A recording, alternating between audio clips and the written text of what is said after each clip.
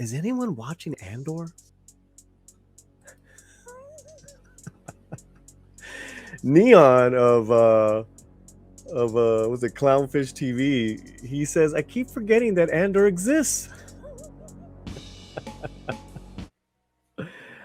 And the Yellow Flash and Valiant Renegade have all done their takes with numbers and all that stuff.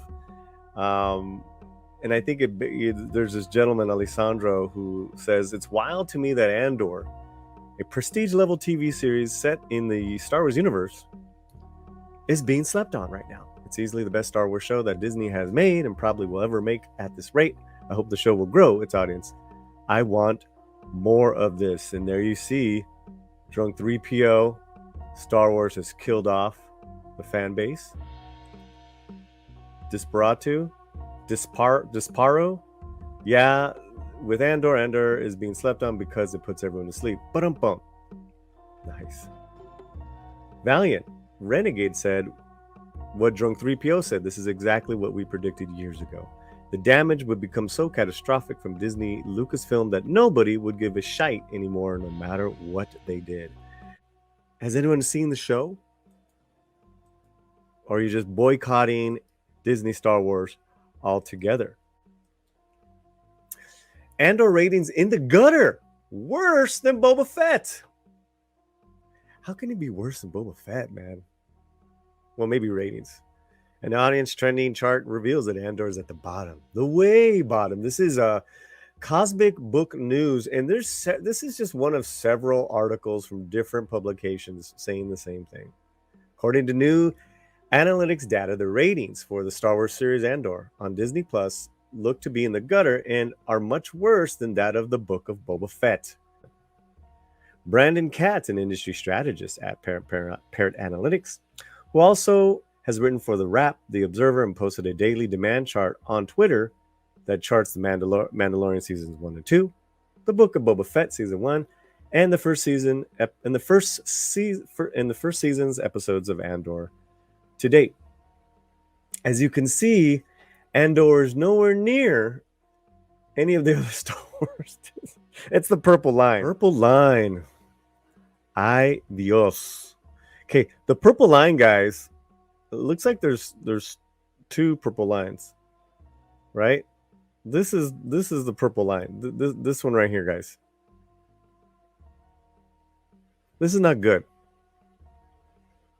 This is not good. This is not, this sucks.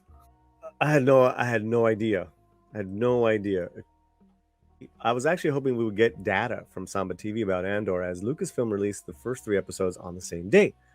I'm betting that similar to Marvel's Hawkeye seeing a huge 200,000 drop from episode 1 to 2, which was released on the same day, that Andor would also see a huge drop with its first 3 episodes.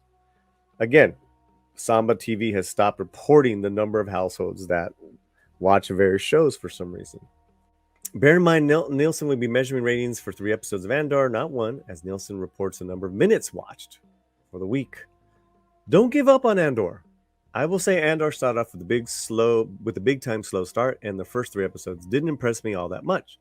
But I have since changed my tune, as Andor is really, really good as of late. Andor is an intellectual sci-fi, science fiction at its best, as Tony Gilroy and his brother Dan Gilroy are doing an excellent job with this series. I think they have a brother also that's one of the editors. Episode 6 had some really big payoffs and was a really cool episode. 7 is out this week. Another really good one. Episodes 8 through 10 is another story arc. 11 and 12 make up the finale. So if you give up on Andor, I suggest you give it another try. What do you guys think? Are you going to give it another try? I've been watching the whole show, and as you know, if you're checking out my reviews, I'm a big fan. This might be made for just a certain, particular audience that likes this different type of storytelling. I have to tell you guys that I'm completely riveted with these characters. It wouldn't work if the actors were subpar. like Rings of Power, where not only the writing is subpar, the acting is worse. Here, the writing, the dialogue is really good, and the actors even better. I get it though that people just aren't into just watching people talk. I get it, especially if you're saying it's a Star Wars thing. But it's not cheap looking. There's no cheap gags. It's very straightforward in what kind of storytelling it is. So is it intellectual? I mean, I think that's a little highbrow to say that. I think it's very smart. I think it deals with some mature issues that are heavy. It's it's fantastic, and it's getting to me. I appreciated those first 4 episodes because I'm getting the emotional payoff now. And I will do a review on the latest episode 7. But episode 7, now they're going more into the Star Wars universe.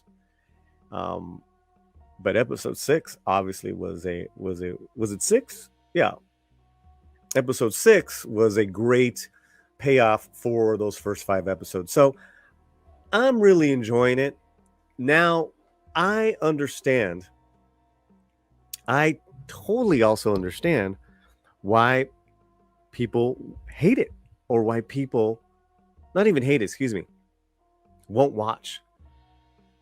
Yellow Flash calls it Star Wars fatigue. People have different names, but when you have burned an audience for so long, starting with The Force Awakens, going all the way up until Book of Boba Fett, or excuse me, Obi-Wan, for a lot of people, Obi-Wan was the last straw. It's really unfair, and it's unfortunate that Andor is getting the receiving end. And unlike Solo, a Star Wars film, this is such a superior, work. It's just the timing. This is the worst timing to drop this type of Star Wars.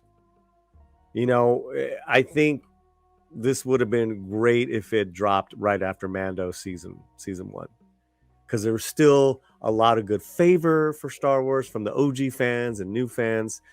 But yeah, I think this is a direct result when people just have tuned out on Star Wars, and there's other stuff to watch now. That's another thing. There's just other stuff to watch. And I know that even Stephanie didn't really like the first few episodes, if I'm correct, and you like this last one.